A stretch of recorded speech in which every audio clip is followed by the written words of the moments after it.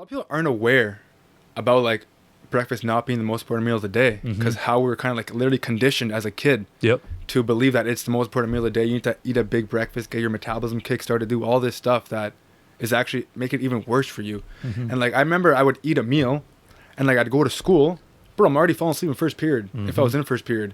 So it's like a lot of the stuff that we're doing, like our body in ancient times, if they couldn't survive off not eating, we wouldn't be around right now. No, absolutely. And our body's very smart. Our body's very smart, and knowing that it will eat our own stored fat as energy. I love that. During times of famine. Yeah. So use that to our advantage.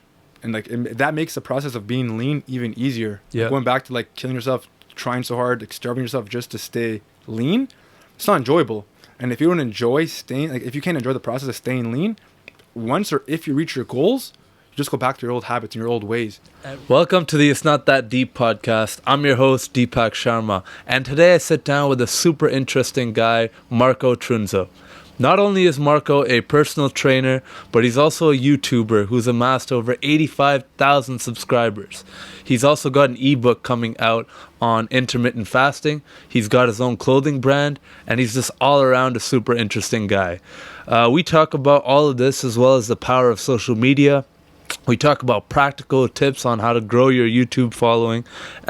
We talk about playing football and the impact of physical injuries on our own mental health, and so much more. If you're enjoying this kind of content, please subscribe, share, rate, and contribute to my Patreon page to help me grow the podcast. Remember, it's not that deep, and I hope you enjoy.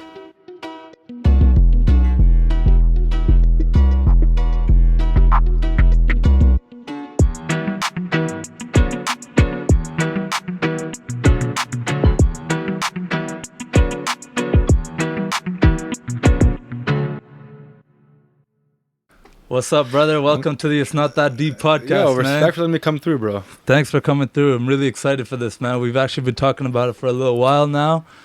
Super happy we could actually make it happen. No, it's my first podcast ever, bro. And like, off to a good start. It's a snapping setup. So yeah. Thank you, bro. I really appreciate that, man. You're an interesting guy, bro, because you have a lot going on. You're a personal trainer. Yeah. You're super into fitness. You've played football before. You have a YouTube channel, which has bare subscribers.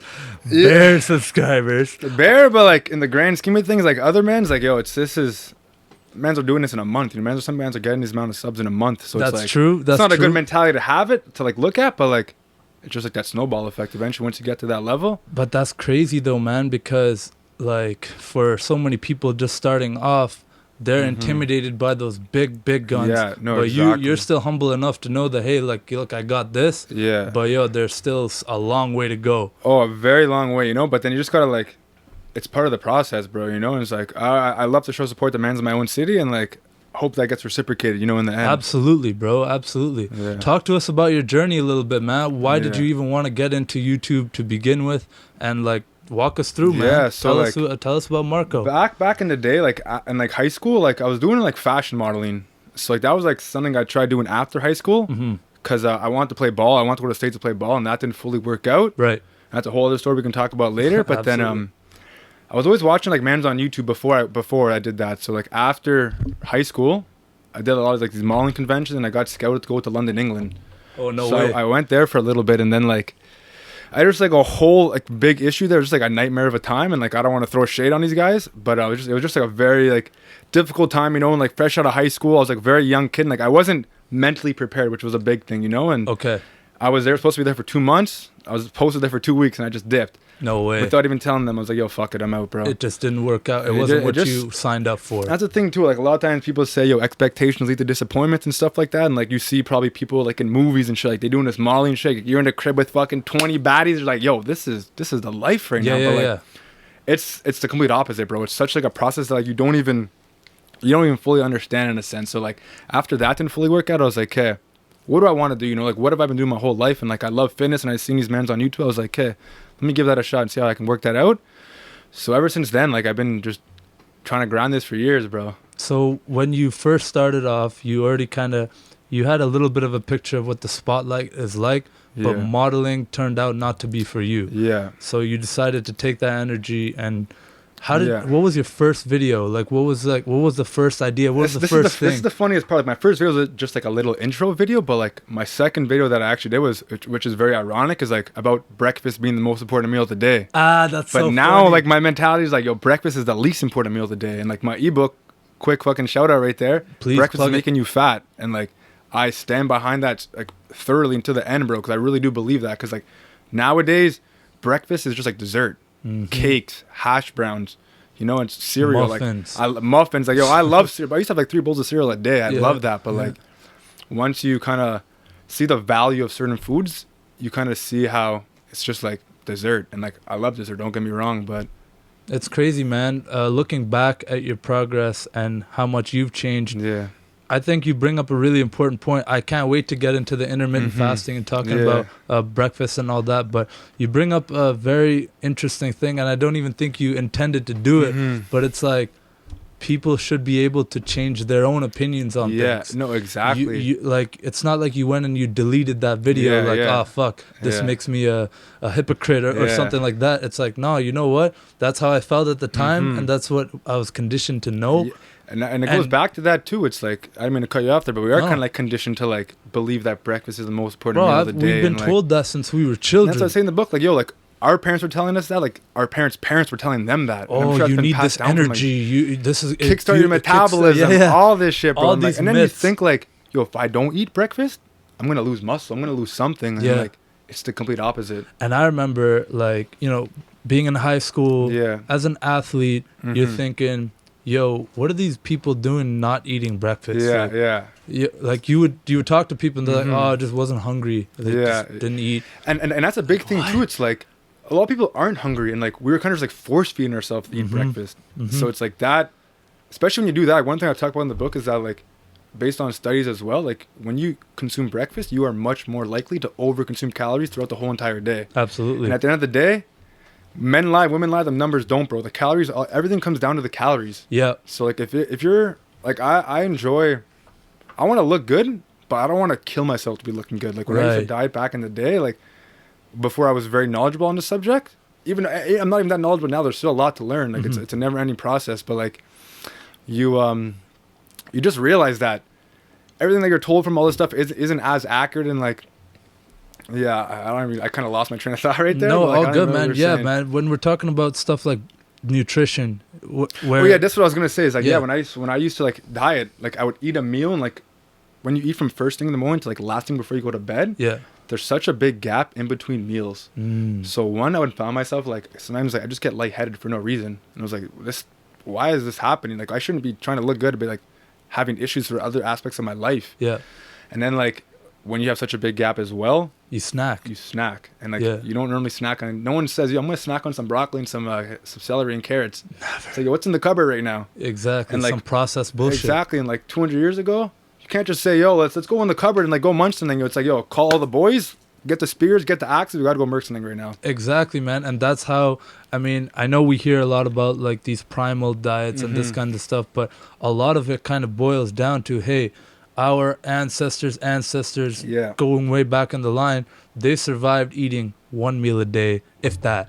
If they could even find a meal. If they could find a meal. And they had to hunt for it. And so you see, like, you never see an overweight, like, fucking caveman. Yeah, facts, you know what I'm bro. saying? Like these guys are deezed for a reason. No, exactly. They don't have a choice. They don't have a choice. And you got to relate it back to our lives, too. It's like we still hunt, but in a different fashion. We hunt through, like, work, school, gym, whatever our hunt is. And, like, back in the day, they would hunt during the day and feast on whatever they caught. Yeah. We're doing the same thing. We're doing our hunt during the day, even though it's a different fashion. It's still a hunt. Then we feast on something at night. Yeah. So what was your journey into the fitness world? How did it kick off? How did you actually get into fitness itself? I mean, you talked about modeling not being free, but what was the shift? What was it like, fitness, this is it for me? Like when I was in like grade school, I used to be a cross-country runner. Okay. So, like, back in the day, I was super skinny. Even though I'm not that big right now, I was super skinny. And, like, I was a good cross-country runner because I was skinny, tall, lank, like, aerodynamic. And I can just run long and, like, and fast. So, like, that was kind of the first process. And then when I kind of got into football, I was like, I can't be this small being in football. No, you'll get crushed. Exactly. Like, one of my boys was training at, like, Gridiron Academy, which I used to do back in the day. Shout out Gridiron. Shout out Gridiron. Shout out G Squad. Coach Vic. Coach Vic. Shout out Coach Vic. You know, that's my dog. But and I was like, yo, I seen this guy from one season to the next season. Like, yo, this guy just snapped, bro. He's burning everyone on his routes. Like, it was a DB, but like when doing sprints at the end, this guy was murking everyone. I was like, bro, how this guy snap so hard? I didn't realize like you can put 2 and 2 together like that. And like the training doing outside of the gym or outside of the field will impact even more on the field. Oh yeah, so especially like, during the off season. What people don't realize is like during the season, there's not really much more you could do about your body composition because you're burning so much, you're doing so much, you're just recovering half the time. Yeah, and like, but off season, you come back and you see some of these dudes like. It's crazy. You might almost like you come to spring camp like a little intimidated, like oh shit. In a sense, I was slacking off, bro. And like school, like football, like. It doesn't just stop on the field or in the class. The stuff they're doing outside is what separates you from everyone else. Yeah. Like they say, like, yo, there's no traffic on that extra mile. Yeah. Because no one's doing that extra mile. No one wants to put in that work. Where'd you play football? I played for Myers Riders. Okay. Shout out Myers. They're the best team in the league. Hopefully they still are. They're all right. I played Bengals. Oh, you're a Bengals. Oh, shit. Okay. I remember we'd always have those games. Oh, heavy beef. Yeah, shout out Myers and like Pius. Yeah. Shout out Myers, man. They're a sick squad. Always great athletes. Yeah, bro. Great athletes, bro. I remember like playing since I was like a kid, man. Like all throughout, played Bengals, then played in high school. Yeah. But football does fucking harm to your body. And like, yeah, we don't realize that back in the day. Like, a lot of times you'd play, you get a snapping hit to the head, and like you're stunned. You might be seeing like Tweety birds, whatever, and then like. Coach like, hey, let's go back on the field. Let's get it. Like, oh, you got your bell rung. And then like, it's even like the NFL. Like, this is a whole other like deep thought. But it's like they were trying to hide that shit too, like concussions, and like now we're seeing like Aaron Hernandez, R.I.P. is sad, but like he had the worst case of CTE, and he was like in his 20s, like his young 20s. I'm pretty sure. Yeah. And that's insane. And what they're finding out about CTE, because now I think we can detect it in people who are alive, because before you can only see it like post-mortem. Yeah. What we're finding now with CTE is that like it's not just the big hits. We used to think it's just the big helmet-to-helmet collisions. No, it's the everyday impact. The little hits. The little hits. Some little whiplash. Yeah, everything. Like O-lineman, D-line, everyone experiences it. When you're in the trenches like that, bro, that's even worse. Yeah. And like those are supposed to be the hardest men on the field in terms of like mentality, mindset. They get big ass hits and like, yo, keep going. Just because they're big men, I think they can push through that. But like your brain, everyone's brain is almost the same in a sense. And like not everyone can withstand that type of impact over and over over. And this is something a buddy of mine, Tyrone, I had him on the podcast, and he was talking about like it's a beautiful sport, but it's an ugly game. That's my boy, yeah. Because I love that, because that's so powerful. Because we love football. I still to this day I play flag. I love football. Yeah, same. And like for sure. It's part of you. It made you the man you are. You learned a lot of things about brotherhood. Yeah. Discipline. Working hard towards something every week. Constant progress, and that sticks to every aspect of your life. It's very important. I think everyone should play a sport. But if I could go back now, would I maybe have chosen something a little bit easier on my body? Hell yeah. Because as much as I love football and how much it's part of my life, and I'm addicted to it, like it is what it is. It's not. It's fucked up to have these kids who are developing, who, your body's elastic when you're younger. You can get up from that hit and feel fine. Yeah. But, now as you get older, like you and I have both experienced serious injuries, right? Like me, I had a shoulder surgery on my, I had a torn labrum from all these hits in high school. My shoulder would pop out. Like I played linebacker and I played tight end. So I was always on the field, and like I never really got a break, and my fucking body was mangled, bro. It got destroyed. Yeah, and like that goes back to that too. Like I have an issue with my labrum as well. And like football and like fitness, we don't realize that like our muscles heal a lot faster than our joints. Like even though your muscles might feel good, your joints most likely are not. Yeah. And like just doing that, like I just play receiver DB too, and it's like you got no break. Yeah, it's snapping cardio. You might look shredded, burning mad calories, but sometimes your body just can't withstand that. No, like, when we are younger, we will like rejuvenate a little bit quicker, but it catches up. It does catch up to you, man. Like, and you want to be able to function as a like fully functional person when you're done with football, which happens for everybody. And like when we're in football, like we're in a short-term mindset. Like, yo, I just need to snap in this right now. We don't think about like we always like let our future self deal with that. But then once that comes around, it's already too late. Absolutely. So then there's also that argument, like if you had kids today, would you put them in football? And that's the thing. It's touchy. It's very. It's their decision at the end of the day. Yeah. If they love football, I mean, you kind of got to let them play. But at the same time, like knowing what you know, and I don't even, this is a whole tangent I'm going off on right now. But I don't even know if football is going to be the sport we know it is like 15, 20 years from now. I don't think it is, bro. Like, you can't. Like, they have a class action lawsuit against the league. For sure. A bunch of players. It's crazy. I know. And, like, it's back to what we're talking about. They're trying to hide that. Yeah. Like, which is even more crazy. It's nuts to me, man. So it's, like, and like you're saying, like, I don't know what it's going to be in years from now. Because, like, the more research that's coming out on, like, your brain and the damage and the trauma that it's taken from all this stuff. Yeah. And it's not just limited to football, by the way. Like, bro, hockey, soccer, like soccer. I heard soccer players, the ones who had the ball, they're getting CTE every time they do that, bro. That's trauma to your fucking brain. It's facts. So but you don't think about it. I'm gonna fucking score this goal and make millions of fucking dollars. And that's people are in that mindset of, and then like a lot of boxers or stuff like that, just straight on head damage. Yeah. Some of them can't even talk properly anymore. No, it's nuts. It's like, do you want to like go through that to live that life like that? That's a very hard question. I don't even know the answer to that question. Me neither, man. It's interesting what we do. It's basically selling your body. In a sense, it for is. Entertainment. Exactly. And they are rewarded handsomely, the ones who actually make it to the top. But for each person who made it, I mean, that's like more likely, like you're more likely to hit the lotto than actually make it to the NFL. Yeah. Or, like we all think, I'm hot shit. I scored these touchdowns. And it's like, I'm gonna highlight tape this, that. Ball, like all the batters are going to be seeing this. Oh, like, you think you're going straight to the league. You get all the baddies, everything. You think life's good. I'm going to be, nah. It's a hard reality check. You had that one surgery. I couldn't even play uni ball.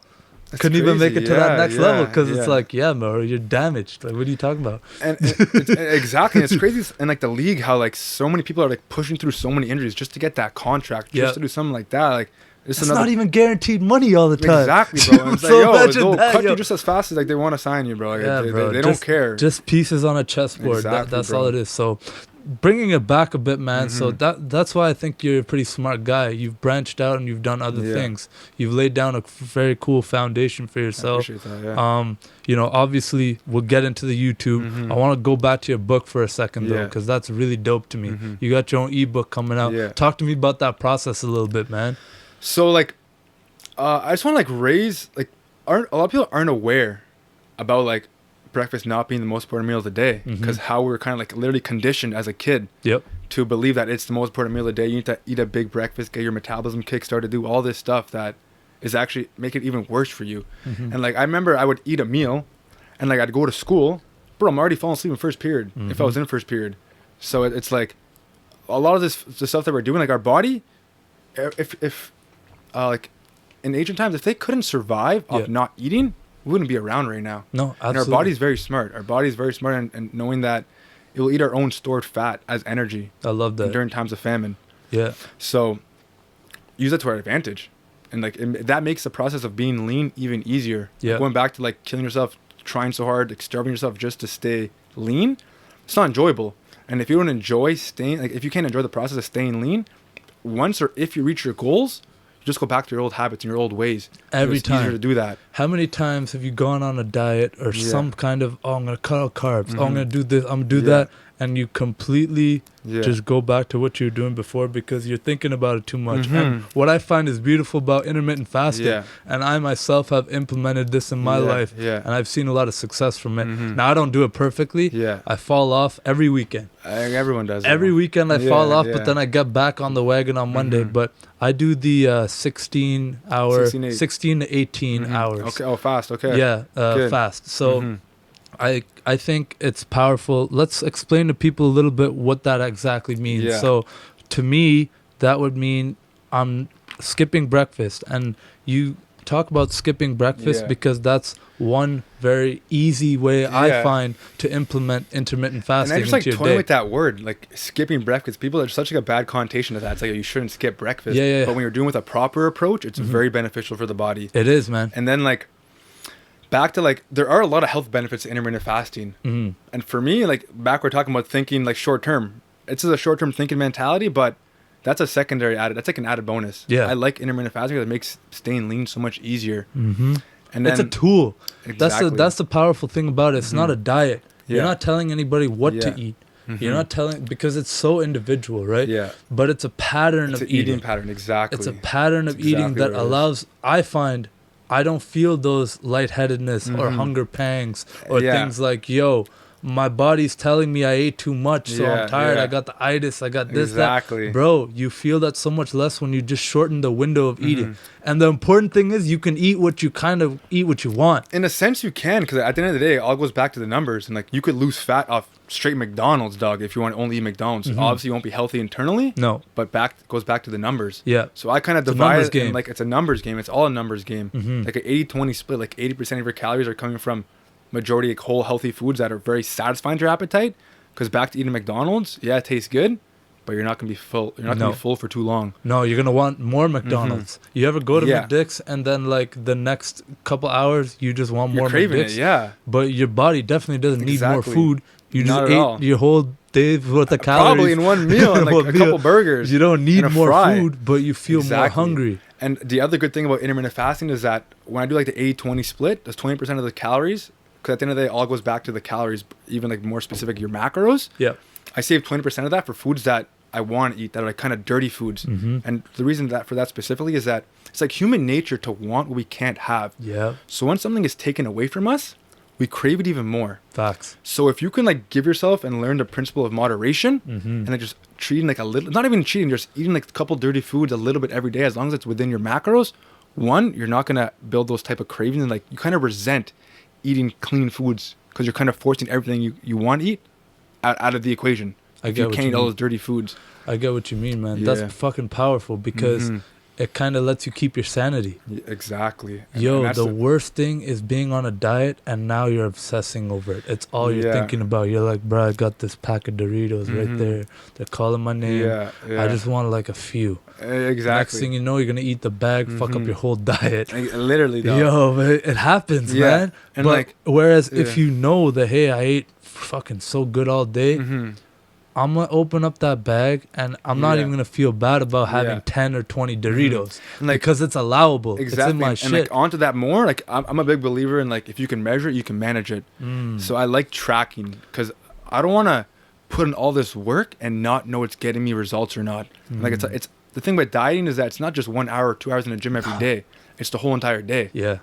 So like when you track and more specifically like weigh out your foods, you don't have to be like, is this too much? Is this not enough? You have it down to the numbers, to a science. And now it's very easy once you get the good grasp of it. It's kind of hard to fully understand at first, but once you kind of get the hang of it, it's like smooth sailing from there. Yeah. And even when people do say like, I'm just going to watch what I eat, it's hard to get a good like measure of how much you're eating if you've never tracked before. Yeah. Because you don't know the value of certain foods, like how much one serving actually is. I love oatmeal. I love peanut butter is the booms, bro. I love peanut butter.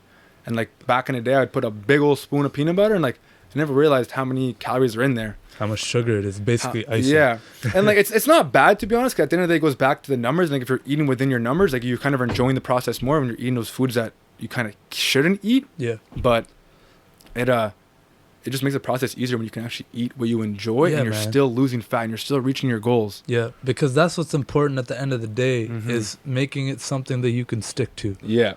Because as soon as you get off that track and you start doing these ridiculous like things to reach your goals, you're just going to reverse that naturally every single time. Like it happens for everybody, and everyone, like me personally, I still haven't reached anywhere near the goals I have for my body. Yeah. And I still haven't gotten fully to where I want to be, but it's a never-ending game, though, bro. It's a never-ending game. Once you get in the fitness, you're forever small, because you're never gonna be as big as you want to be. Exactly. So some of the like most powerful things I just took away from what you said is basically knowing what you put into your body is still very important. This is not to say that just because you're gonna start eating within this window that like all bets are off, just go crazy in that little window. Like still plan out your meals, try doing some meal prep, scale out your food if you can. Don't go crazy with it. Actually, what I found is you only have to do that a few times, because then you can kind of eyeball what a chicken breast is, or what a this that like. And I kind of like eating the same things every day, because it turns into a routine, to a habit, and then it's a lifestyle after that. And it's very difficult to like always be swapping your meals, making these like next level meals that you see on Instagram. Like it looks hype, you might get mad likes for that, but it's so like the thing with fitness and that, and like nutrition, you just gotta progress with the simple things. Yeah. Following those simple things, it's so much easier to stick to that long term. It's hard though, right? Because food is so much more than what it was for us back in the day. When you would think about what is food, it's fuel. Exactly. It's just something that you need to fucking live. Now food has become this experience. Yeah. It's become Facts, something that people want to go out with their friends and go get an Instagram where they meal a sick plate of this. But you have no idea, are you going to be at the restaurant on your MyFitnessPal getting like this penne pasta? You look at the calories, now you're discouraged. And because now, like back in the day, menus didn't have how many calories were in certain meals. You might go to a restaurant and see like how many calories in this meal, and you'd be like, yo, this is like more than half the amount of calories you can have for the whole entire day. So it's like a good and a bad thing. One, since it tells you that, and you're for tracking macros, you can work around that and use that to your advantage. But if you're just like, if that's just one of your meals, and like you're still gonna eat like however you want after that, you won't reach those goals. So I find like intermittent this is what I'm gonna do for the rest of my life. It just makes like dieting and staying lean so much easier. For sure, man. And it's beneficial for your body. Yo, what people don't realize, it's actually, once you do it for a few days, you're kind of disgusted by breakfast. I know it sounds fucked up, but you kind of look at it like this sounds fucked up, but that's how I feel. Well, we were kind of, because bro, we were kind of forced, like, and bred to just having to do this thing that everyone's like, just because everyone's doing it doesn't mean it's right. But you look down on it a bit. You're like, man, like, fuck, I need an egg McMuffin for it, bro. If I'm focused, or like if I'm doing what I gotta do, next thing you know, it's 11 o'clock. All right, now I'm a bit hungry. I just gotta make it to 12. Bro, I might have a coffee or a tea or something, and next thing you know, it's 1:30. I didn't eat. I forgot. I forgot to eat. And then like when you do have that meal, since it's such a small window, you don't have time to kind of get hungry. You're just eating so soon, so like you kind of don't feel like you're dying. And you don't overeat. Yourself. I find you don't overeat. It's much more difficult to overeat. Bro, it's hard. It's like, this is that's the best part about it. That's the best part about it. Yeah.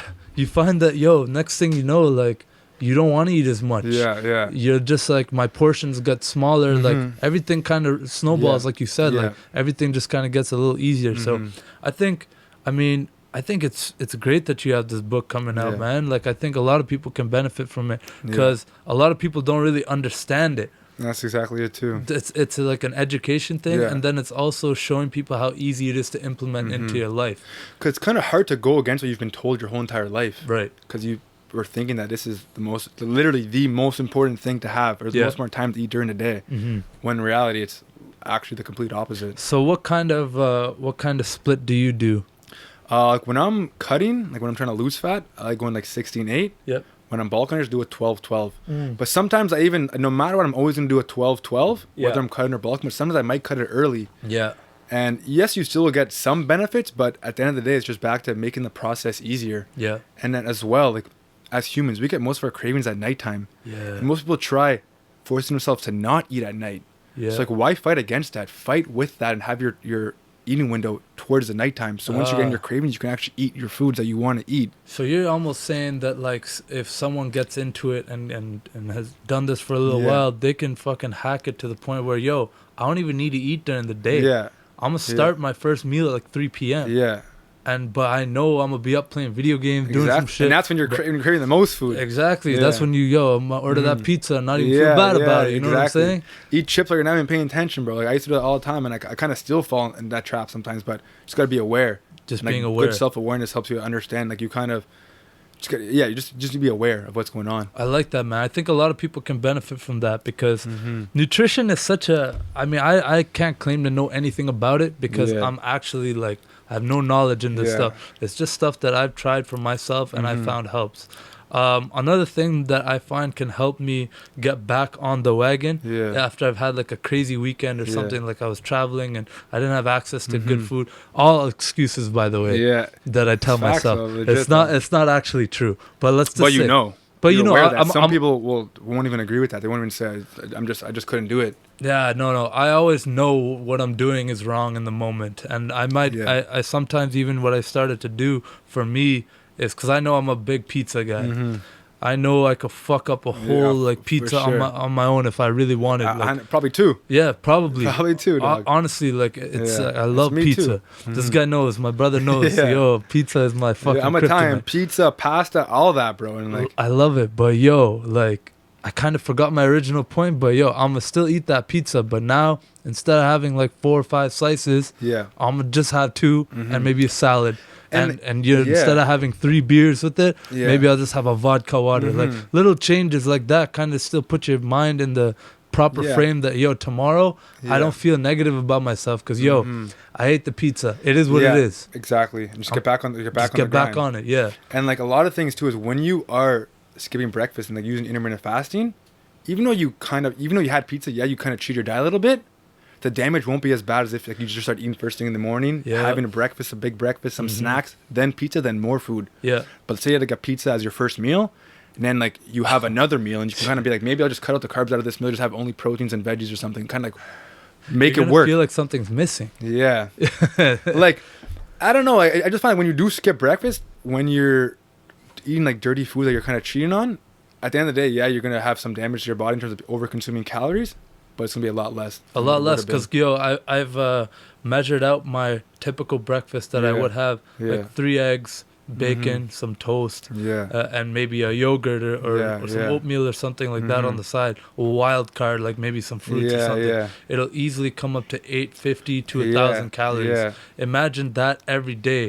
So in a week, that's like already fucking. And think about it too, in the sense of like, say that's like an 800 calorie meal. And you can only eat like maybe like 2K calories a day. If you have that first meal first thing in the morning, you have the rest 16, however long you sleep for, 16 hours, maybe 17 hours, to like eat 1,200 calories. 1,200 calories, yeah. And like you're gonna be starving. Starving, bro. That. What's 1,200? Yo, I would be like, I would have to eat broccoli and kale. Yeah, that's what and like you devour that meal in like the first hour of the day in like 20 minutes. Yeah, but if you push that back, and like I find too is like me personally, I find a lot of people as well, is like you only get hungry once you start eating. Facts. So just push that back. Push it back. Just push it back. I like that a lot. Question for you about coffee. Yeah. On intermittent fasting. Does that throw you out of your fast, having a coffee? There's a debate that goes both ways, but like I find if you're just having straight black coffee, no sugar, no cream, no milk, which is hard for a lot of people to do. Yeah. You won't break your fast. You won't break your fast. And like one thing, when I started having black coffee, you kind of understand what coffee tastes like.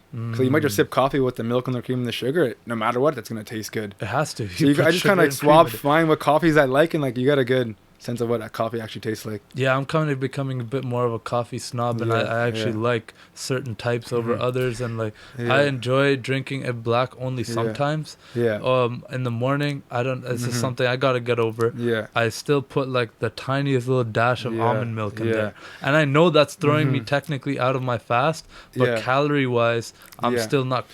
But if it makes the process easier and you don't feel as hungry, that's the best part. And the good thing about coffee or caffeine in general is that it's a natural appetite suppressant. That's true. So it'll make you less hungry. So just sip water, black coffee. You can have a little splash of cream. Yeah. As long as you know it might throw you out of your fast. Right. But at the end of the day, it's just about making the process easier and being able to enjoy the process. Know yourself. Know what makes you tick. And exactly. I want to get off even that little splash and just get to black coffee. Yeah. And maybe even one day get off black coffee, have some green tea. Yeah. The stuff like that. I don't think black coffee is bad for you though. Right. I'm not saying it's bad. I'm just like, if you want to get so technical, like you heard some of these people on Joe Rogan's podcast come on, the experts, and they'll be like, nah, man, you can't have coffee and be fasting. Yeah. Well, all right, well, I get it, but you're talking about cellular level, and like exactly. you want my body to like.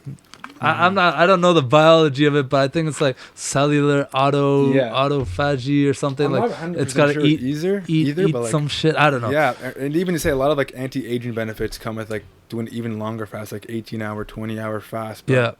But yeah, like you said, the health benefits are even secondary to just, let's be honest, a lot of us just want to look good naked. Exactly. And like facts, bro. Like a lot of people get into fitness for that reason, to like look good and get more girls. 100%. And why like make the process so like hell trying to do that? Yeah. No, I love that, man. Yeah. Let's switch gears a bit. Too, dog. Oh yeah, I got you, bro. Respect, bro. Let's switch gears a bit and talk about the YouTube game a bit more, man. So I've watched some of your videos, and I think some of them are super hilarious. Some of them extremely informative. Yeah. And a lot of them like are super interesting, man. Like I watched one where you were talking about dealing with depression and anxiety. I found that one really interesting because you were able to be vulnerable and talk about something that you had gone through and kind of put that out to the world. That not only does that take like a lot of courage, but I respect that a lot, right? But you've been able to kind of establish a bit of a relationship with the people that follow you, subscribe to you and stuff. How do you cultivate that? How did you start that? And were you always able to speak to people this way? Not really, to be honest. And like, it's obviously hard to do that because even when you start YouTube, you're like, yo, what is like this person going to think about me posting this video? Like, what is this girl? She sees this. Like, what is she going to think? Like, I'm a loser. Like, this guy, like, but you have to get over that. At the end of the day, whether they care or not, they're not the ones that are actually watching your shit and are the ones that are supporting you, like maybe buying your books, buying your clothing, like they're not actually supporting you. They're just there to keep an eye on you and like see what you're doing. What's this guy doing right now? Oh, that's so and like big. they're just like they're creeping, but they're not supporting. That's so true. And I'm kind of like, obviously I'm just getting started and this is very new to me and stuff, but like I'm sure you have that mindset too sometimes. I'm already seeing it, man. I already see like yo, people on the sidelines like already sneak hating and this and that. It's crazy. I see it all. Like it doesn't bother me. I kind of love it. Kind of feed off of it a little bit. You should, as you should. But at the same time, I've been getting an outpour of support. I can't discount that. Like if there's 99 people like cheering me on, you're only gonna pay attention to the one guy in the crowd and talking the fucked up shit. part is that one guy, for some reason, has like a bigger impact on you than all the other 99 I think it's how our brain's wired, you. man. I think because if we go back to tribal times, if one person in the tribe is acting up and wants to fuck you up, that person could legitimately fuck you up. For sure. He could make that happen and could get you cast out of the tribe. But now, with the fucking world we got, you got the power of the internet. You go and you can create all kinds of content. You can spread your message to all kinds of people. That doesn't exist. And it's true. And like even like when you look on the news, majority of the news is all negative stuff. And like because that impacts you the most. And like that gets a bigger reaction out of people.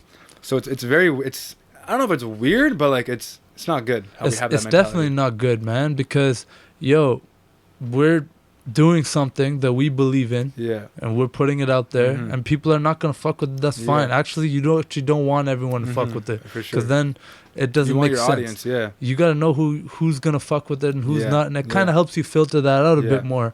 But at the same time, like even your own friends and family, like people you thought would support you no matter what. Like you kind of some of them are laughing at you and shit. I find a little bit stems from like their own insecurities because we all have them. Everyone does. If someone says they don't, they're lying. Facts. And they're just too insecure to open up about it. And like I can't blame them for that because the majority of people are like that. So I don't know. It's like at the end of the day, when I started like in high school and I was doing it. Actually, I was a little bit outside of high school and like.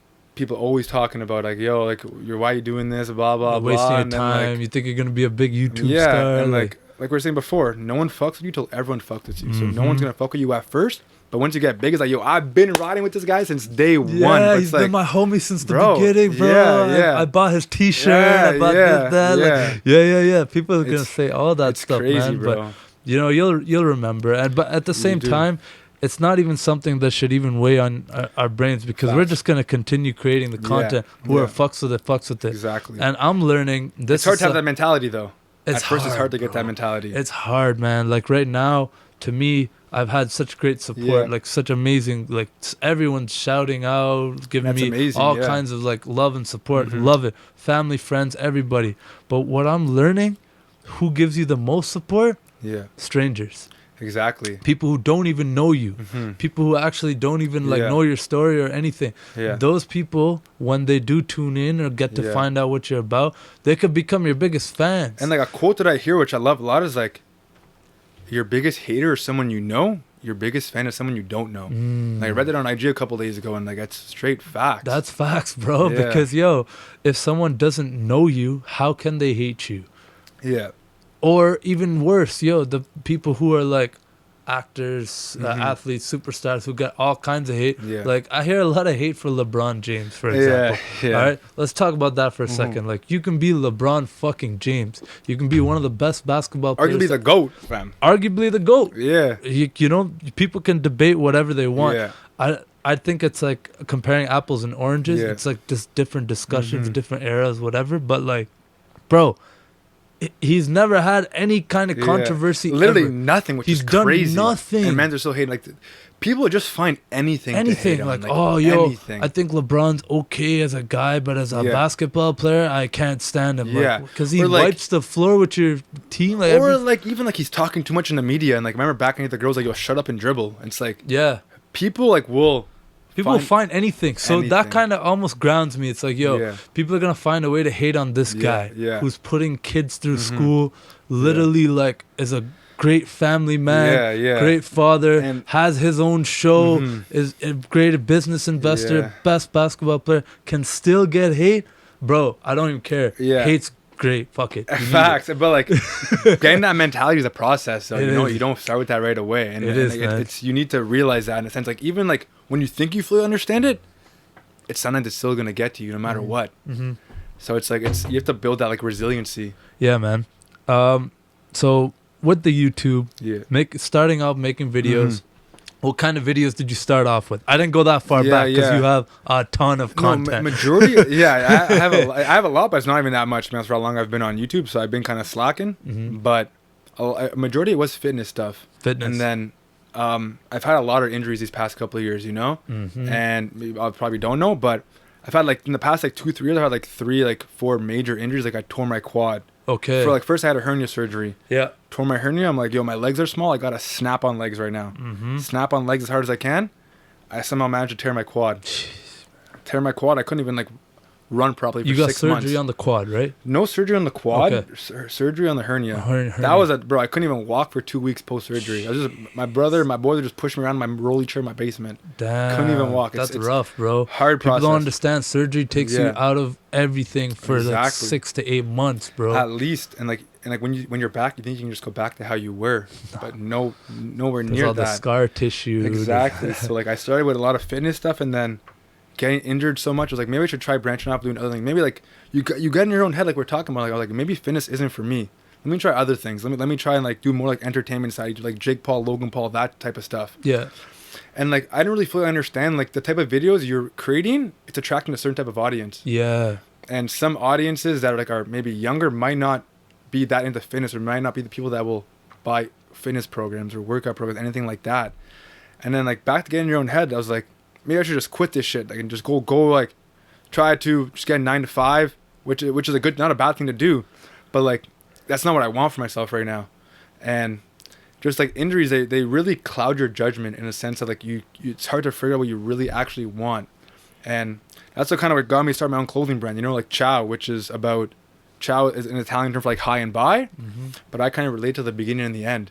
Okay. So like I find it's about like turning the end into a new beginning. So as like an athlete, you might get injured and think your career's over, but now that's just a new beginning. It's opening something else in your life. It's like, I like that a lot. It's an open new door for you, but you need the right mindset to not get stuck in the hallway of realizing that door is open for another aspect or another process of your life. That's a great brand message, man. I like that a lot. And that's very powerful because people like to think that whatever they're doing in the moment is for some reason going to be what they're doing for the rest of their lives. And we as humans are so multifaceted. We have so many things that we can offer and learn, and so many different skills that we can kind of start pursuing.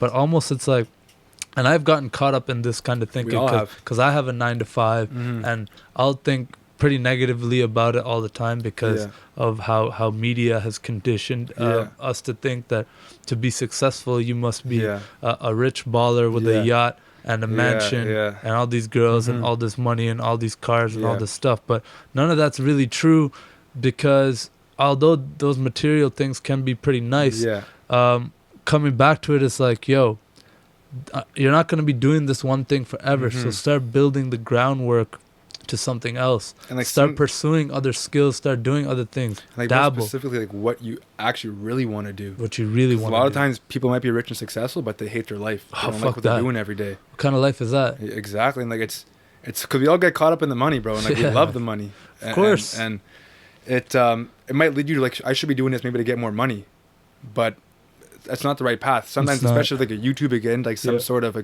business venture.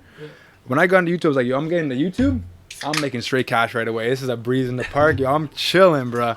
And like people don't get like, yo, it's such a long-term game that like you have to be willing to not make money even for a few years. Yeah. And just like trying to build a brand, building like an audience. Yeah.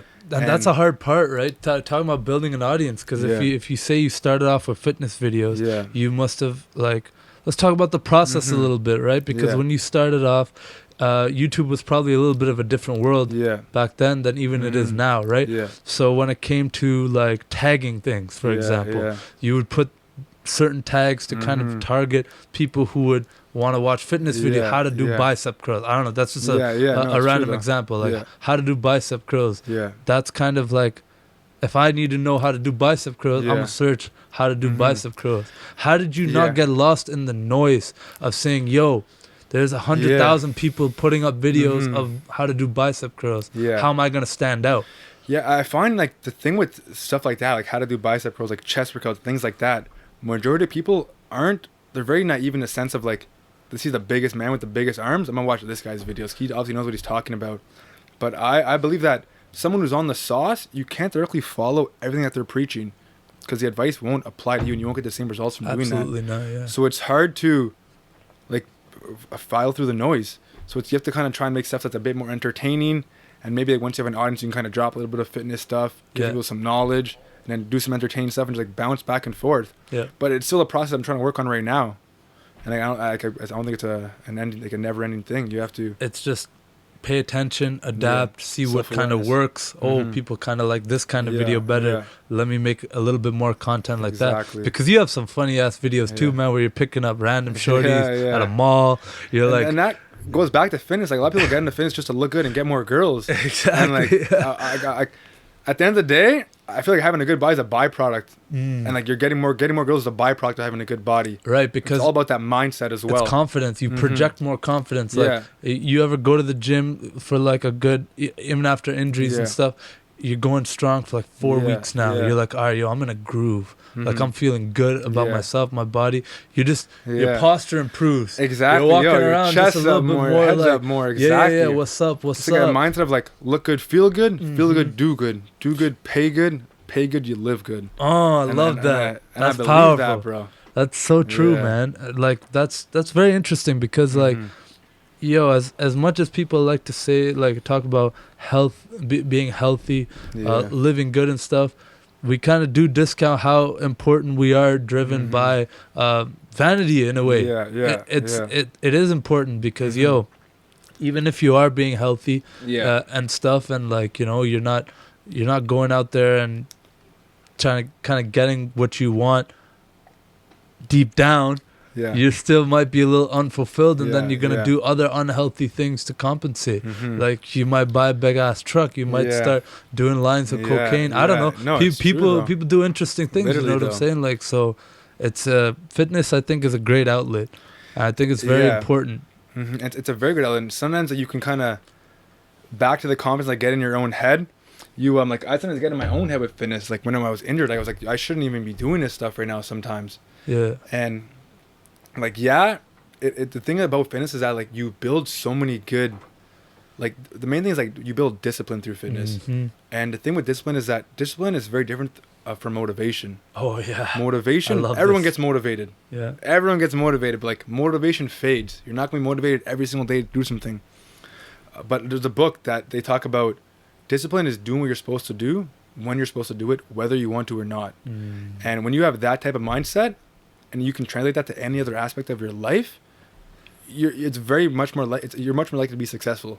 I could not agree more with what you just said, man. Motivation is fading. We have all watched a pump up video where like football's biggest these man is like, yo, you watch the highlights, like, yo, let's go snap right now. Snap, and yo, that's so temporary because you take a nap, it's gone. Yeah, it's gone. Now you're like, man, fuck this shit. I'm not down anymore. But discipline is going to the gym the day you don't want to go. It's getting up and doing that run when your whole body's telling you, yo, hit the snooze button 5 more times.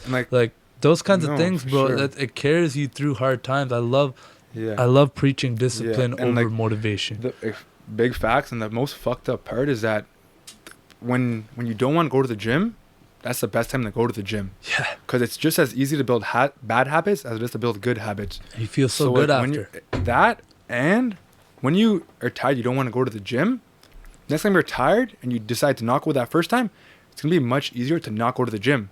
Yeah. Because once you do something once, it's easier to do it again. Yeah. But when you're tired and you actually go to the gym, next time you're tired, you don't want to go to the gym, you're going to be much more likely to actually go to the gym. That's so powerful. I never even thought about it that way. Mm-hmm. That's so true, man. Because, there are times when you're just like tired, you push through, you go. Yeah.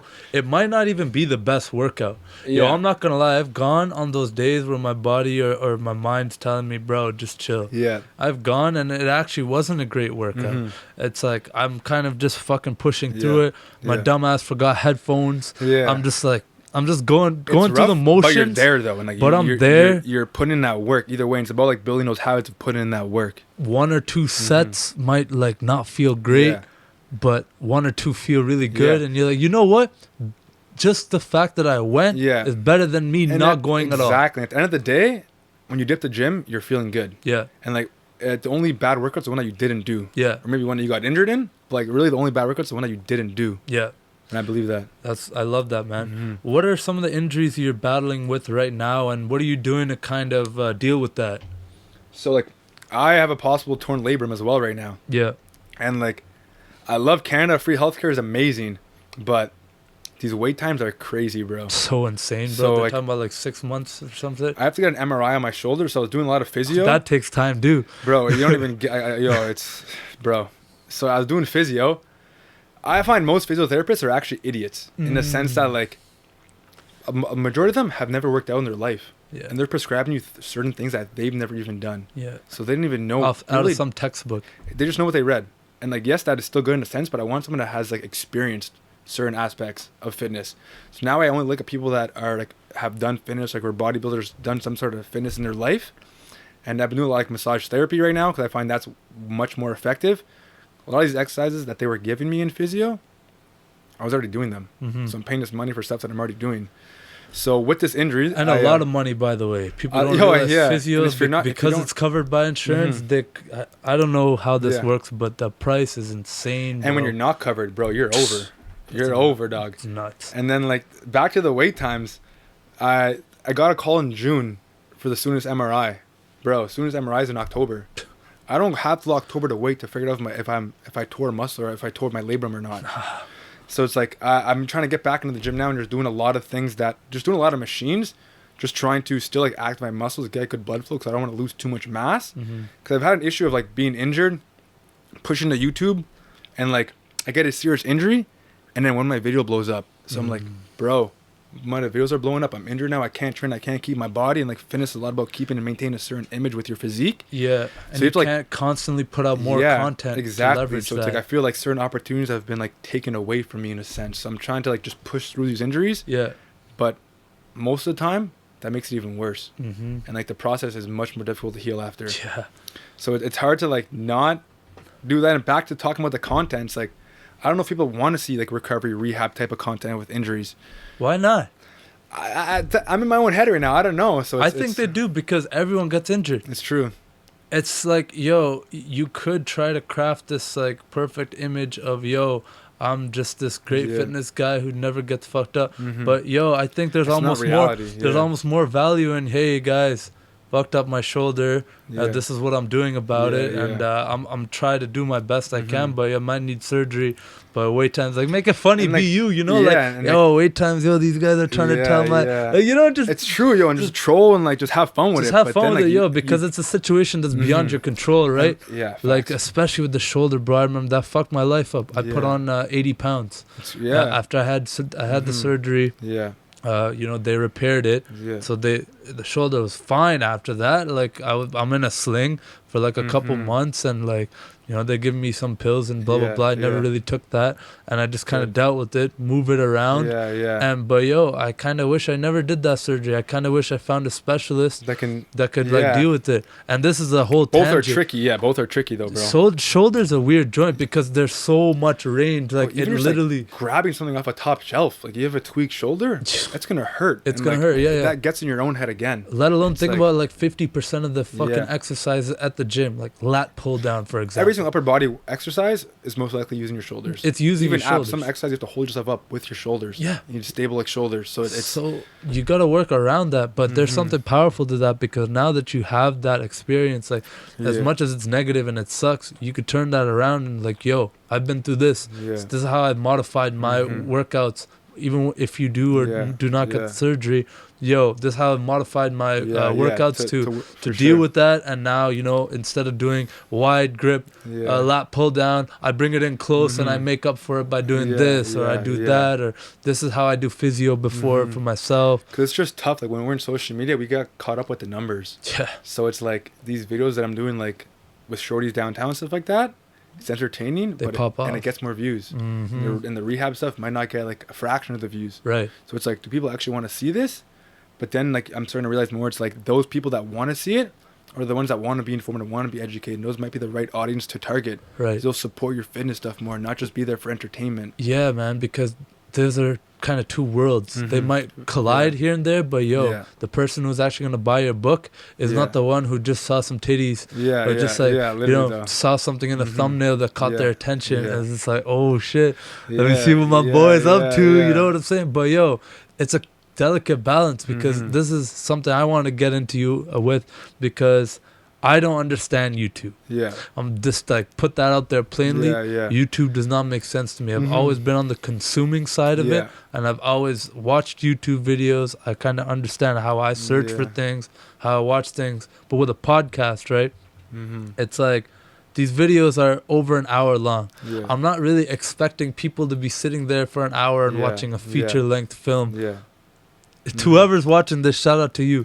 Big respect. But like, it's a weird game, because it's a very weird game. You almost want to chop up the hype bits and make those all kind of separate videos. And like, that's what you honestly should. I don't know if you're doing that right now, but that'd be the best course of action. I started doing it. Good. I literally don't have the time. I have too much content. I need someone else to deal with that stuff. Think of like what topics would be popping and relevant. Like what would people want to be searching, want to be hearing about? Because it's tough, man. It is tough, and you're 100% right about that. Because I'm talking to everybody. I don't have a target audience. This is my issue right now, but this is what I love to do. But a lot of podcasts, I don't know if they have like maybe a lot of people just get like random people on their podcast, but I feel like the way that they speak to other people is kind of how they're targeting a certain audience. Okay. Because we're not here speaking from me, so today we're not talking like an I don't essay. have an interview. I don't have a set amount of questions that I'm going to ask you. We're not talking MLA a format. We're just being us and talking like ourselves. Yeah. That's what's going to kind of attract a certain audience.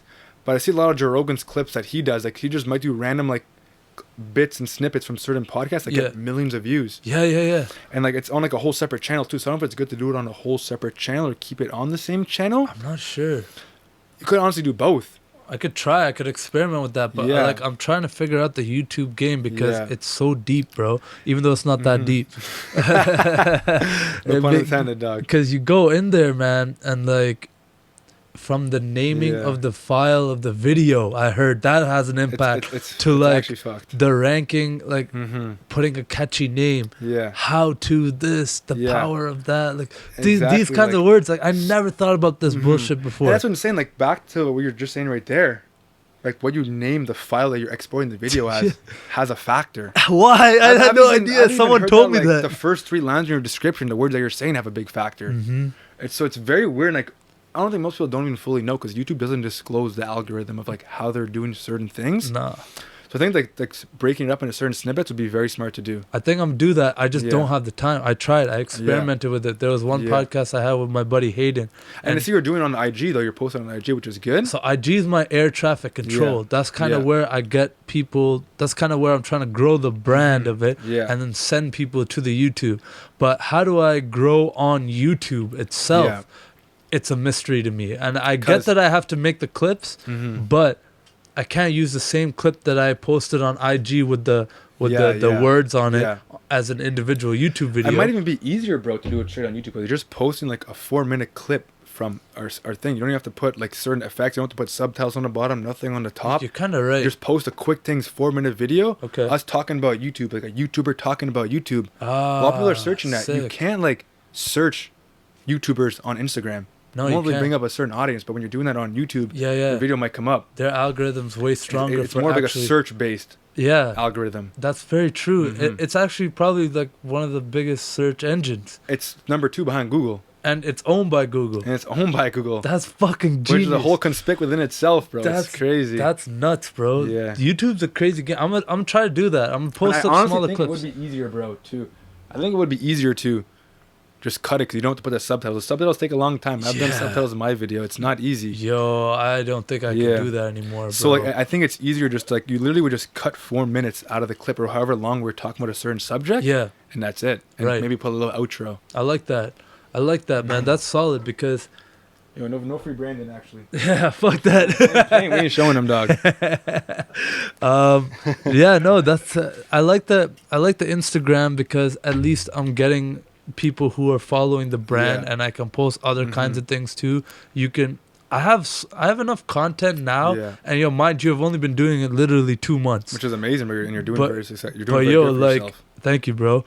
But like I have enough I could stop right now for the rest of the year, and I'll have enough content. I have so much content, I don't have time to edit. I find how do people find time to chop clips up and do these things? We talked about this before the podcast.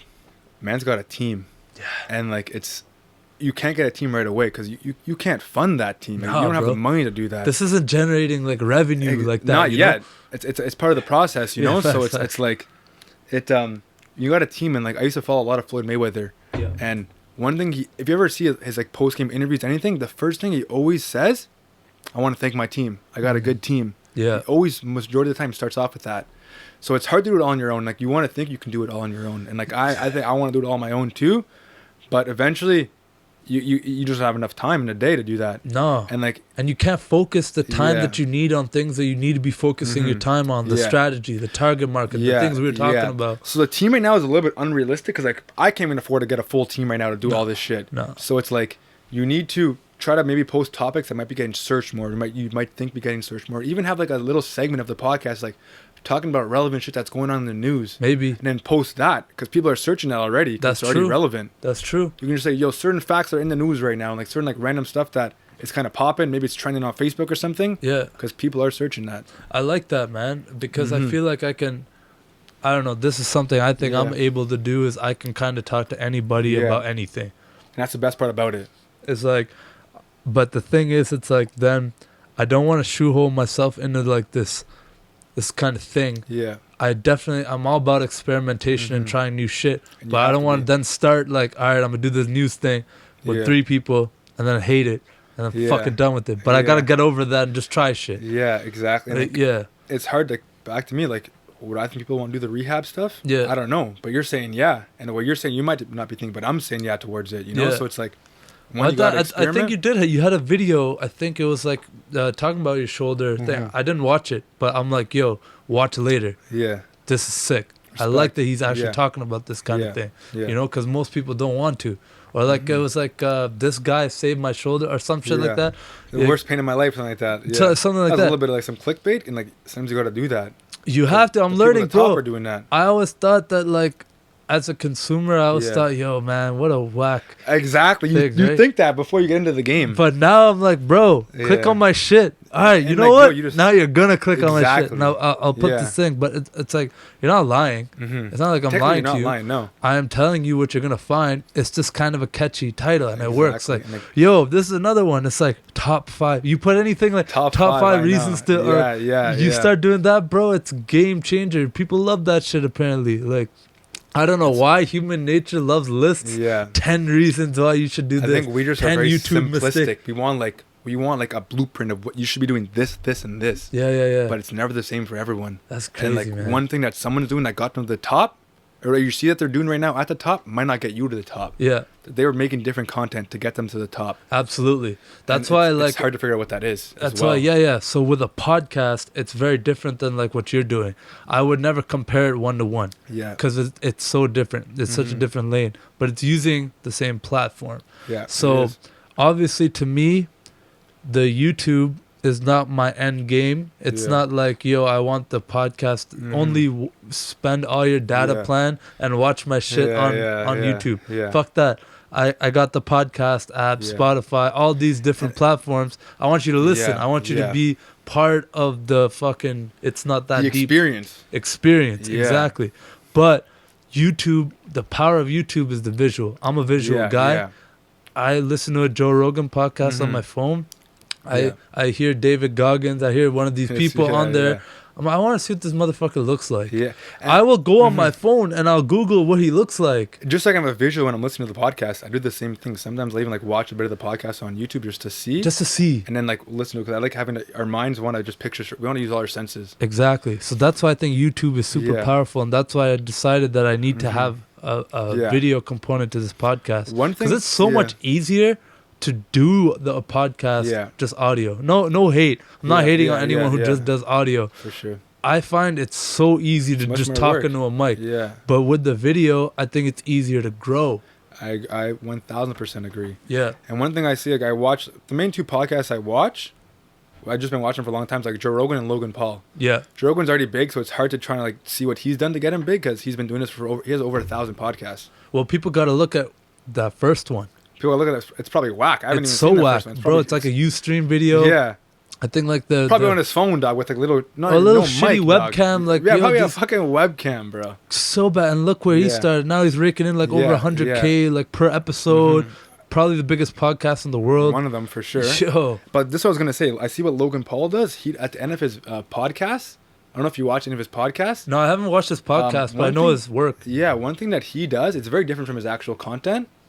But he's not paying me to say this, so I'm not going to talk about it anymore. It's the last thing I'm going to say. But at the end of his podcast, he's like, okay, now we're going to go to audio only. So they do certain things that are only in the audio aspect that they're not doing in the video aspect. Oh. Which is kind of forcing people, if they want to hear more, they have to go to that audio aspect. So you can like that. Think of something like that, like in a sense that will make them want to go there. And they put some type of clickbait, like they're like, oh, they ask them the clickbait question to the person. It's like, I want to hear the response on this. And it might be only like a few minutes on the audio only. I like that. Getting them to the audio only. That's powerful, man. The podcasting is an interesting game, right? Now kind of I feel like a lot of people who already have the brand doing something else are now starting their own podcast. It's such a powerful medium because you can listen to it so many different ways. Everyone kind of consumes it differently. Some people in the whip, some people at the gym. I started listening to podcasts at the gym sometimes. I kind of enjoy it almost more than music because now I'm not getting too high or too low. Sometimes I'm just like, I don't even want to hear tracks. I don't mind like just listening to people having a conversation, because it's different, like a regular like poppy flashy type of YouTube video. It's like people are just talking and you're just like, feel like you're in a conversation. I love it. And I can learn something. I can do something. I'm like doubling my productivity while I'm working out, doing something great for my body. I love that. Podcasting's super cool, but it's like it's a evolving game that you're trying to figure out. All social medias, and you have to get into it with the right mindset. You can't get into it to think you're gonna make cash right away. No. I know a lot of people that start YouTube channels thinking that like, yo, this is gonna make them cash. Oh, they think of the ads. They think like YouTube ads are gonna make money. And like, yo, you're barely making. Maybe you're using YouTube to get like leads to like your programs or like your clothing line or something. Which is what I really like what you're doing, man. Is because you're kind of building a brand around yourself.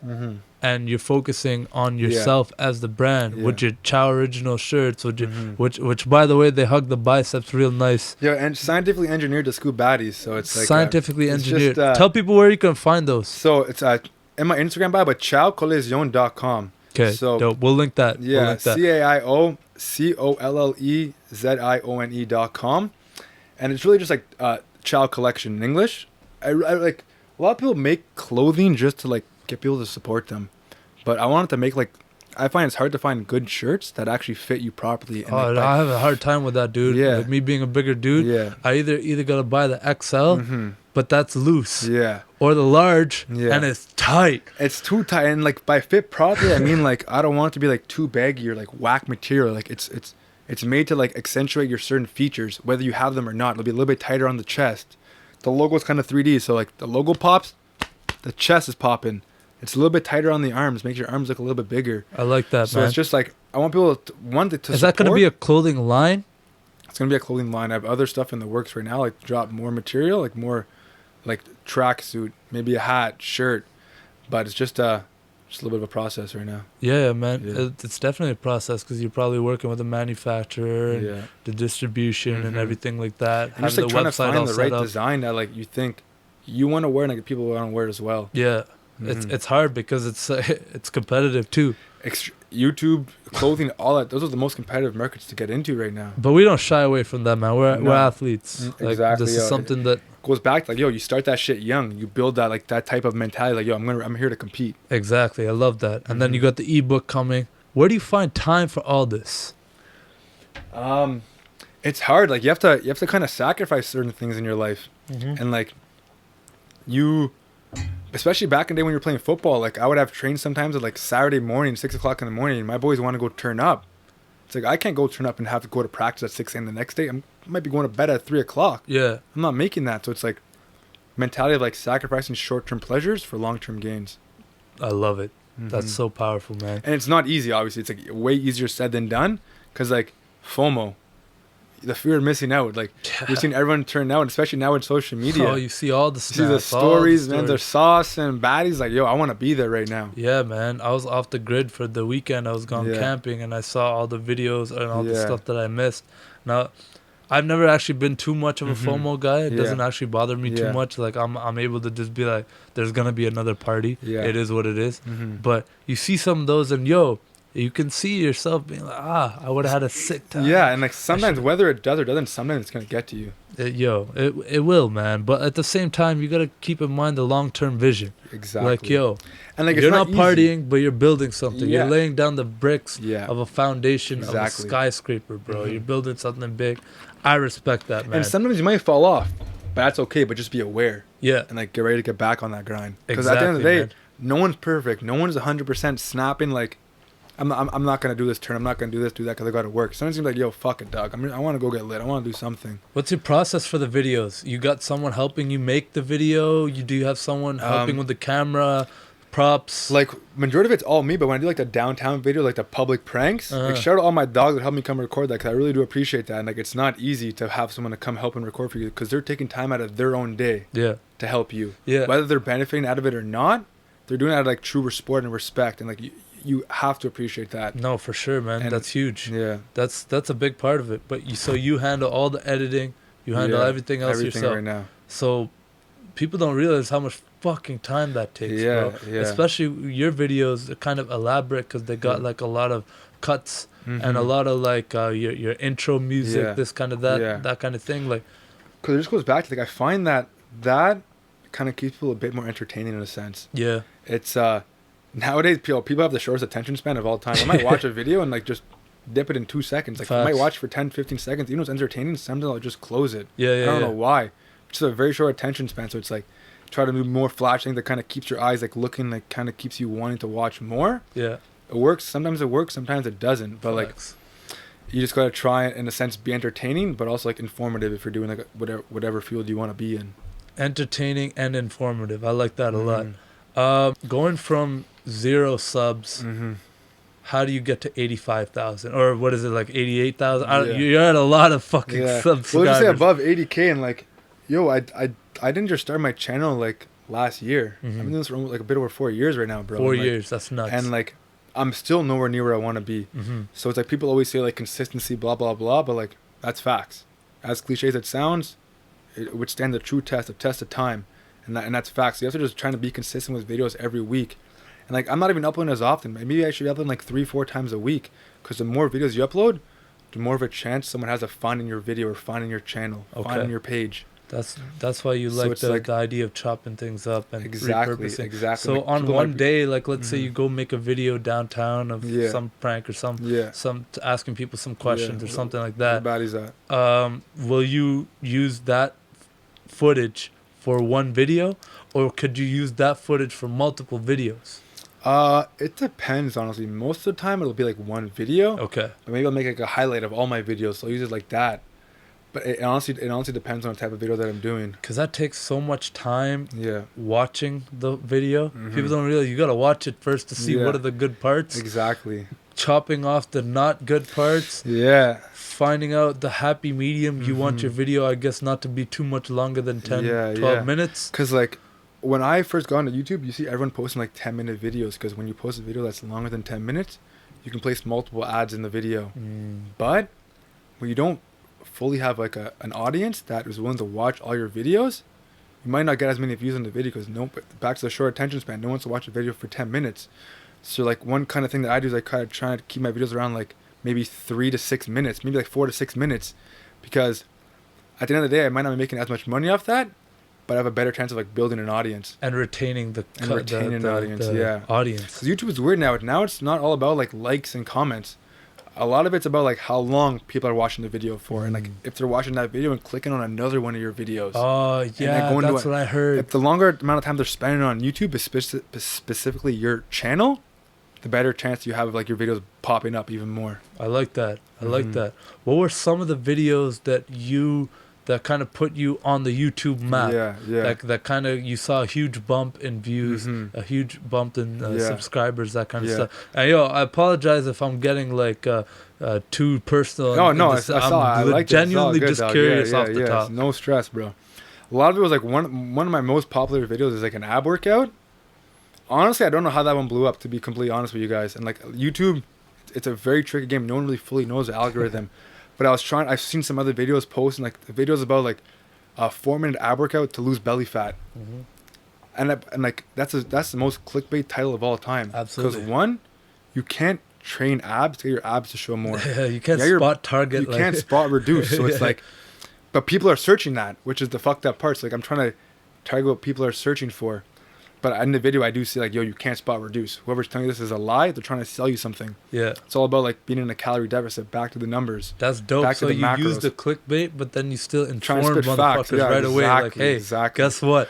I lied. But I got to clickbait a bit. I'm like, wait till the end of the workout where I tell you the number one tip to lose fat. Yeah. And then like, you have to watch the video to go to that part. I like that. You know what I'm saying? So you can kind of do shit like that. Yeah. And then like the asking girls type of videos get a lot of views because that's maybe a lot of kids are looking for that. Yeah, for sure. But like when I first started, I used to watch those a lot, like random people, like Andrew Hale or something. Have you seen him? I don't know. There was this dude. He would literally just go and ask the most mundane questions to people and just like, do you know where the park is? Yeah. And but like if you got a snapping title with a baddie and it's in the thumbnail, mans are like, already there to click on that. People don't realize the value of the fucking thumbnail. So this is one thing that I didn't know much about when I started out. My thumbnail is the wackest. They're still really whack. But at least now I'm learning, just put big block letter words, be really focused, have like, one photo. The fucked up part too is that like, back to like LP's podcast, I'm trying to say his name.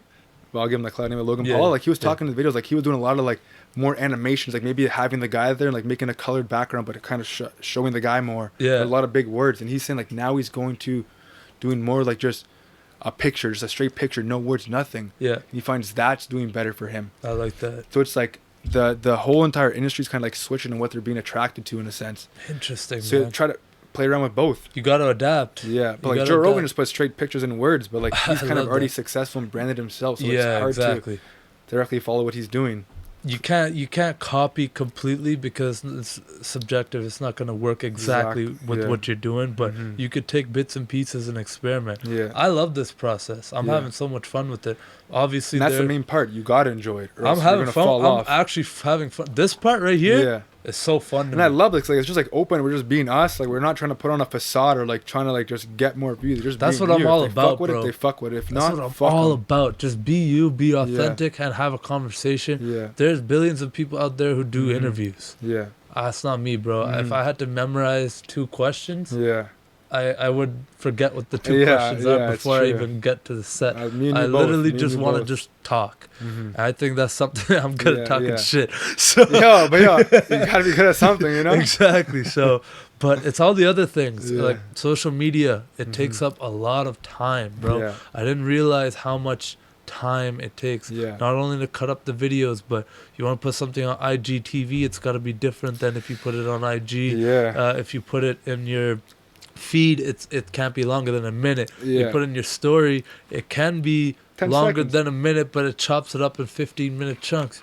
You want to get people to engage. You want to get people to like. So I do a bunch of dumb little polls all the time. But that's getting your audience to interact, which is very smart. I love it, bro. Continue doing that. People fucking love it, and people vote. Like I did the dumbest one the other day. I was like just about to sleep. I just had this random thought about all these dumbass shows I watched when I was a kid. And I just started posting screenshots of all these shows. And I'm like, who remembers this? Who remembers this. Yeah. Blah, blah, blah. Dumb like, shit. yeah. And everyone, I'm thinking, at night when I post them, I gotta delete this shit. This Yeah, is dumb as yeah. fuck, No, bro. we Why all did I have post that. this? There's nothing to do with my podcast. Has nothing to do with anything. Yeah. This isn't even something I think or do.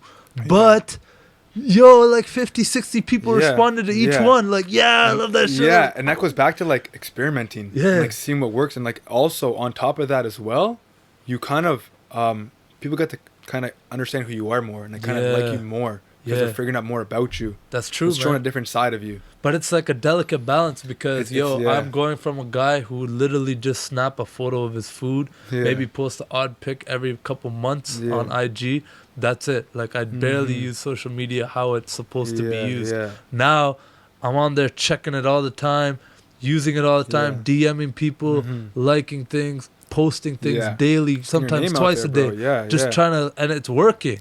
But at the same time, you got to find that balance between being annoying and being active. So how do you deal with that?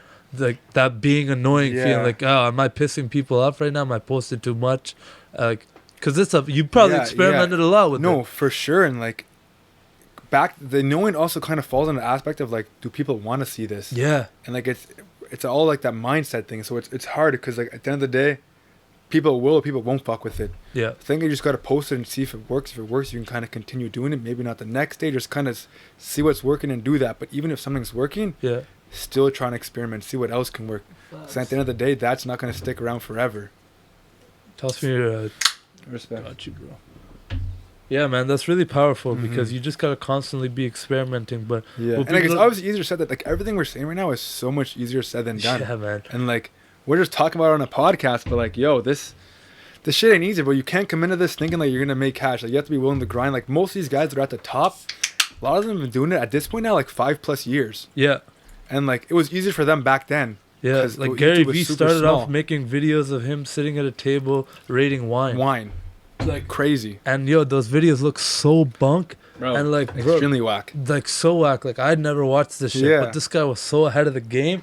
He was like, nah, I'm gonna put this out. Yeah. And now look at all the different things he's doing. Exactly. I'm not saying podcasting's the end game. Maybe for you, YouTube's not the end game. Maybe you're actually interested in something else or some other things. But bro, it's all part of the process. Exactly. And you gotta experiment. You gotta put yourself out there. I'm finding like from my first one to now, I'm a lot more comfortable. For sure. My first one, I'm like, I felt so hesitant. My questions I personally felt like, yo, they're so like whack questions. Like, why am I being so stiff? Why am I fucking saying like so much? Why am I keep interrupting people? Dumb things like that. Yeah. But you get over it, and now I'm getting better slowly. You get over it because you grow. Like, I find even with my videos, if I go back and watch my first video, bro, I probably couldn't even watch the whole entire video because I'm going to be cringing the whole entire time. Like, even something I might cringe at something I uploaded like a couple months ago. So it's like, yeah, it might be cringe, and like, but at the end of the day, you're growing and evolving as a person that, even though, like, that's, everyone always says that, but like, it's true. It's like, it's about the person who you become along the way. Yeah, exactly. You know? No, it's like, it's all about like, creating yourself. Everyone likes to say, I want to find myself. I want to go on this adventure and find who I am. It's like, I almost agree more, and I don't know who said this, but it stuck with me really hard because when I was traveling a lot and I went on exchange and I got to see a lot of different countries. I even went to Italy, loved it there. Beautiful fucking country. I was there for 3 weeks. How long was your whole trip? My whole trip, I was studying in Norway for 6 months. Holy shit, that's intense. So many people I met while traveling and stuff would talk about, oh, like, I don't know what I'm doing right now. I'm taking some time to find myself and stuff. Yo, I respect that. That's fine. I get it. But yo, life is a lot about creating yourself, trying things. Yo, you didn't like this to find yourself. Exactly. You're not gonna just. Maybe some people, but yo, for the majority of people, you're not just gonna wake up one day, hit the jackpot. Yo, I got it. I know exactly what I'm gonna do. I got it all figured out. Some people look like they got it all figured out, but inside you don't know. And majority of the times they don't. A lot of people don't. And like, you think, like, even back in my video talking about my injuries, it's like I went in my video, I was saying, I'm like trying to think about like finding my purpose or like what am I meant to do, and like I don't know if you ever find out what that is. No. And like, you might think like I need to do this because this is my purpose, but like a lot of people, we don't know what that is, and like no matter how hard you try, it's very difficult to find that. It is, man. It is. You just gotta keep trying shit, experimenting, play around with it, and you only get one life. So don't just sit on the sidelines watching it go by. Yeah. That's one thing that I kind of struggle with when it comes to just working a normal day job. Yeah. It's like being bored. Yeah. And just I want to be doing so many other things with this time that I will never get back. Yeah. I'll never be as young as I was a second ago. Mm-hmm. So, what am I wasting my time doing? But at the same time, I got to get out of that mentality because, this is allowing me to do other things that eventually I might be able to find what my purpose, my passion, those kinds of things are. So it's all a process, man. You just got to have fun with it. And, just remember that, like, every day, just try to be a better person than you were the day before. And you got to enjoy it so you can stick to it long term. Have fun with it. Business, fitness, all that shit goes together. It's like if you're enjoying the process, you can stick with that long term. Exactly, man. Like fitness and like life, it's like, you can wake up one day and just get rich and buy a Lambo the next day. Yeah. You can't wake up and go buy a nice body. No, you can't. You can't buy a body. No, you can't. Like you have to build that discipline. Like that will translate to every aspect of your life. That's true, man. Wealth don't buy health, man. Yeah, you're built, not bought. Exactly. Yeah. I love that, bro. I feel like we could be sitting here talking for hours, but I do have to wrap this up soon. We got some shorties coming over, eh? It's good. Yo, don't expose, bro. Don't expose. We got that home video coming soon. It's the studio apartment, not the studio. It's not that deep casting couch. It's not that deep casting couch. You're a goof, bro. I'm dead. Before I let you go, I got something called a lightning round. So this might be one of the things you were talking about. Have a little experiment. I've been doing this now for the past few podcasts. I like that. And I find it's probably a bit smoother to end it this way than just being like, all right, for sure, get the fuck out of my crib. And one thing I want to say too, before you start this lightning round, another thing you can do too to like help kind of branch out is like do like a lot of people do like react to certain videos that are popular right now. Okay. Do something like that. You can put like blah blah reacting to this. Can you use someone else's video in your video? How does that work? That's the difficult part. It's hard to find a video that you can react to without copyright. That's one thing I've been so concerned about is copyright, because I thought about that and I was like, what if I just steal this guy's clip and like talk about it as a topic? I was gonna do that, but then I'm like, I might get pulled off YouTube or some shit. I heard that's a thing. Like, and that's very true. Yeah, copyright. I don't know. I was thinking about having like, imagine me, we're sitting down, we're watching like the Raptors game, or we're watching something like on, but we're talking shit the whole time. I'm like, am I gonna be sued by ESPN? Yeah, that's the thing. Rappers and shit like that, even like YouTube videos, you might get even like songs and shit. Joe Rogan was talking about on a podcast. They were humming a song, and they're trying to copyright the whole podcast. What? It's fucking insane what they're trying to do, bro. He was humming a song. That's nuts. And they're trying to copyright the whole 3-hour podcast. Anyways, what a weird time to be alive. For my intro track, I had this one song that I loved. I love the song. It completely, like, you see my little intro, like I'm just doing the random shit here and there, stuff that I'm all about. Like, I was gonna use this track by Bob Marley's son, Stephen Marley, called "Hey Baby."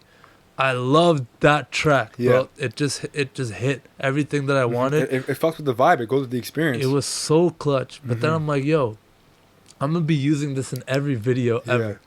Is every video gonna get pulled off YouTube for some dumb mistake that I made early on? So I got my buddy to just make me a track, which was sick. Shout out Raw Rhythm.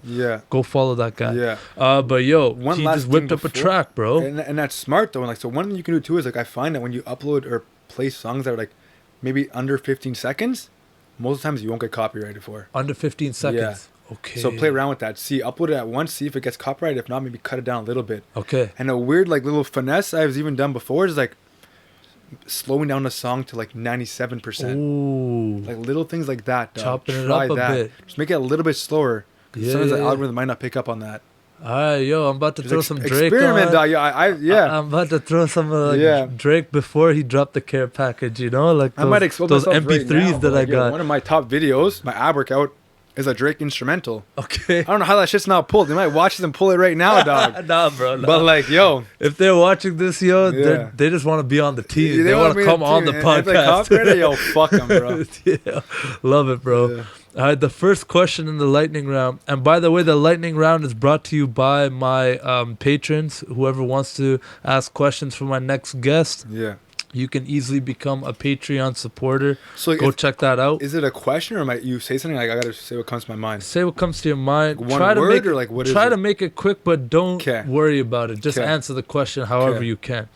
So this one comes from my buddy Zach. He's actually in episode 2. Go check that episode out. And he's a supporter? He's a big supporter, man. Big respect to Zach. So his question is, what's the best source of protein after a workout? I enjoy, obviously real food is better, but I enjoy whey protein right away post-workout just because it's much quicker absorbing than solid meals. Okay. Any sort of liquid form, your body will absorb it much quicker. So you think, is there a window that you should be? People say there's like a certain anabolic window. I don't know. I honestly bring my protein shake with me to the gym and have it right away. Okay. Because I even find that like I'm less sore when I have my protein right away. Okay. I don't want to make this too long. Obviously, real food is better, but just have the shake and then have a meal. Okay. Maybe like steak and potatoes. I like that. So you get the whey protein in and then have some quick absorbing and then have a long digesting meal. Good answer. This question comes from my buddy Nick, also big supporter. Shout out Nick.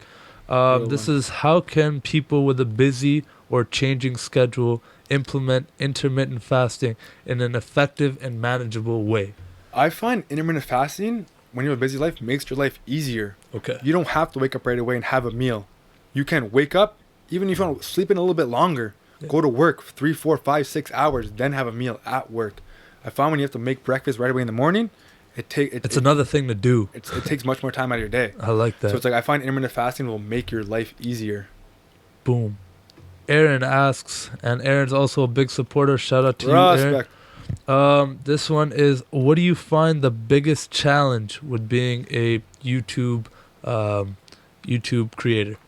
Kind of not getting lost in your own head and like feedback from certain people. Okay. Because like you might hear certain things that's like, yo, should I do this? Should I not do this? Like, do I really want to be doing this? Like, people are roasting me about this. Like, everyone's got advice for you. Everyone's got advice, and like, yo, one thing I've heard is like, yo, it's hard. You shouldn't really take advice from someone that isn't gonna deal with the consequences. I love that. Yeah. I like that, even though that's advice. Even though that's advice, I'm contradicting myself. But like, yo, take it with a grain of salt. Like, yo, pick certain things out of it. Facts. But like, I like that a lot. It's hard though. It's a mindset. Reese, this is my buddy I made while traveling in the UK. Shout out to you, Reese. Always asking solid questions. This one is, aside from content, what do you find is the best way to build a following or subscriber count? Content is the answer. Aside from content, I would say like showing who you aside from content. No, aside from your, I think he means like your main YouTube videos. Yeah. What would be the best way to grow? Like maybe like branching off on other platforms. Okay. And like showing who you are through those platforms. Right. And like all linking back together to one. That actually reminds me, because someone told me about using LinkedIn more. Yeah, like, yo, post your podcast on LinkedIn. But you have to be aware as well as like each platform has different audience. Yeah. Like people like Gary Vee's talking about using TikTok to like target. Bro, this guy's all about business, but he's targeting like 7 to 13-year-olds. Yeah, TikTok's so weird to me, bro. It's crazy. I got the app thinking it's just gonna be Vine, right? But yo, this app is just youngins. It's some next youngins making the fucking most cringe videos, but half of them, I'm not gonna lie, are funny. I laugh, bro. I'm like, yo, this is fucking funny. You might find it cringe, but like other youth might be fucking with it, bro. They clearly are. These kids are clearly like, fucking famous off this shit. Literally though, like, yo, good for them. I appreciate that hustle, but at the same time, I feel like I almost feel like I don't belong here. But I'm gonna post shit and see what happens. Bro, Gary Vee's fucking almost 50 or some shit, dog. He definitely doesn't belong there, but like, he's still doing it. Experiment. This last question comes from me. Okay. And it's shout out to me. Shout out to Deepak, dog. I support my podcast. If you're on the go, busy, or traveling and need a healthy meal, where do you go and what do you buy? That's a good question. A lot of times I try to plan around that and like bring a meal with me ready to go, but obviously you can't do that every single time. Honestly, it varies. Like at the end of the day, I try to use intermittent fasting to my advantage. That if I know like I can't eat, or if I have a certain meal, like try to put it within my macros. But maybe like a burrito. But when you get a burrito, a little bit of cheese, a little bit of sauce, a little bit of corn. Don't go crazy on all those Maybe things. add more veggies, add more protein. Protein is a very satiating nutrient, meaning that it'll satisfy your appetite more. So the more protein you have will keep you fuller for longer. I love that because oftentimes when you're like on the go and you just start making excuses like, oh, you know what, I'll just grab a burrito. Yeah. It might not be the healthiest thing, but I'm going to just eat it. But if you can just shift a little bit, make it a little bit healthier. Yeah. Even like I love shawarma, even getting a shawarma, but again, like just getting a straight shawarma sandwich. Yeah. Chicken, lettuce, like some onions, some hot peppers, like a little bit of sauce. Yeah. Then you can I might even just get the salad. Might even just get the salad, but you have to watch out with the sauces and shit. The sauce, the garlic and, like, gets me. The garlic, I love the garlic too. The fucking spicy garlic, and like it's just straight like honestly, what is it, like mayo, like olive oil? I don't even know what to use. Neither. And, like certain sauces are even worse than the actual meal. Sauce, bro. It's that's like Caesar salads. Yeah, right? yeah. If you see a Caesar salad, it has the word salad in it, but bro, that shit ain't healthy. Bro, Caesar's just as bad as Big Mac sauce. That's what I'm saying, bro. I'm like, yo, this is just. This even though it's dank, it tastes good. It tastes good, but it's not good for you, man. It doesn't. The main thing about it is that it doesn't keep you full for long. Exactly. If you get hungrier quicker, you're much more likely to eat dirtier foods. Exactly, bro. But eating that small window, it's all part of the process. Your meal's coming up very soon. It's all part of it. All right, bro. Yeah. Tell people where they can find your book, where they can find your stuff, and all your shout yourself out on Instagram or whatever. Respect, and tell people where they can find you, bro. Yeah, all the socials at Marco Trunzo, the website marcotrunzo.com. Workout programs, meal plans. I specialize in intermittent fasting because I want to make the process easier for you guys.